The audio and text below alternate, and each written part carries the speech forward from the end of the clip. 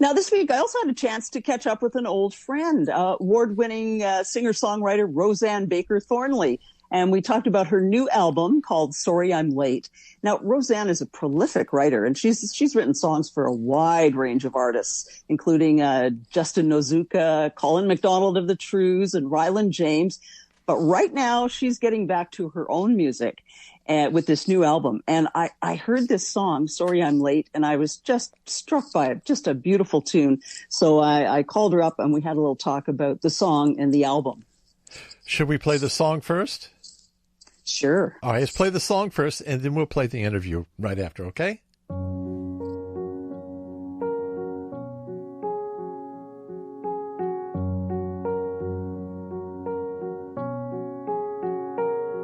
Had an obligation I had to keep, a conversation I couldn't leave, a ton to do so I didn't sleep, a lot of people I wanted to please.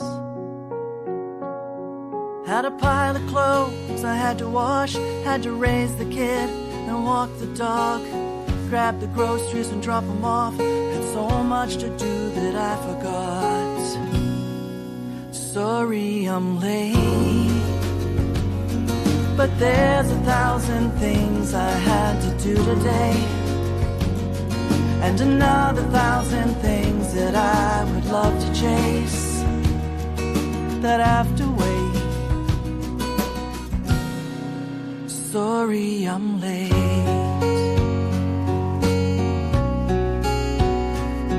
Had a stack of bills I had to pay, at 25 years I know that saved me. Had a moment there where I kinda wanted, thought I had enough time, but it took longer.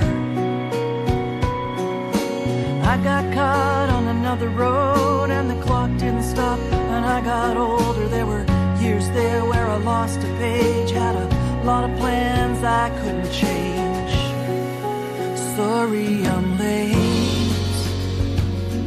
but there's 1,000 things I had to do today, and another 1,000 things that I would love to chase, that have to wait.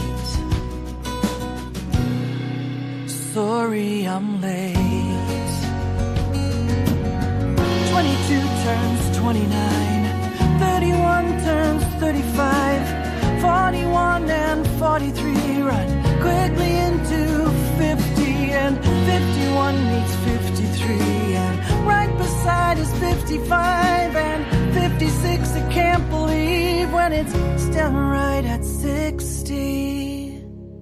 Sorry I'm late, there's 1,000 things I had to do today, and another 1,000 things that I would love to chase, that have to wait. Sorry I'm late. Sorry I'm late. Sorry I'm late.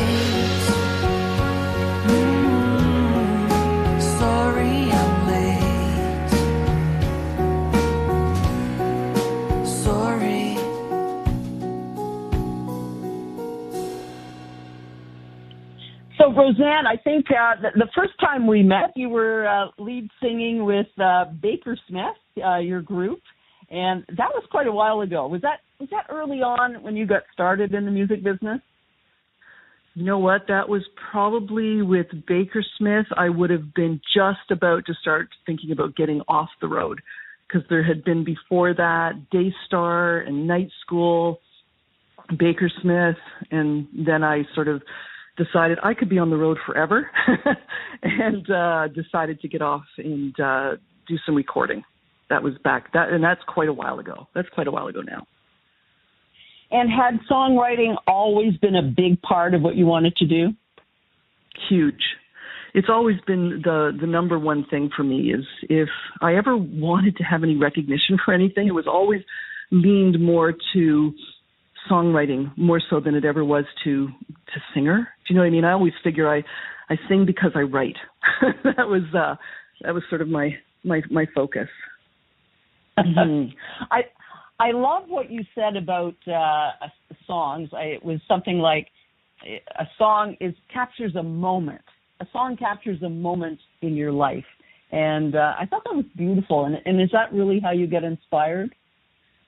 It really is. It's like I'm like a constant bit of a live wire in that I'm always writing down lines. I'm always writing down lines about what I see or what I feel. And I also do quite a bit of photography. So to me, it's a very similar moment. Is the same with capturing a moment with a camera. It's what it inspires in it, and it's the same thing with writing a song for me. It's really like even when I'm writing a song, I'm actually in my head. I'm in the moment of whatever it is I'm writing about. I almost walk myself through the video when I'm writing something, because I'm looking at the room, or I'm looking at the person, or I'm describing how I feel, to the point of even when I'm talking to other writers about writing, and I'm saying, I used to write down lines because I'd see something and I go, oh wow, and I'd write it down, and then I'd look back later and go, what the heck was I thinking when I wrote that down? So now, if I write down something, I see something, I feel something, I write down why I wrote down the line, not just the line. It's kind of like, oh, okay, well, I was looking at this, and it pulls me back into that moment. Yeah, it's my point of reference for, oh, yeah, because, oftentimes there's just not time to write the whole song in that moment. You could be walking along the street, so it's really about, oh, this has moved me so much, and here's a line that went with it, and and I just write down what it meant, and it is a moment. It's every song on my album is my new album is captured from a particular moment in my life. It really is my journal at this point.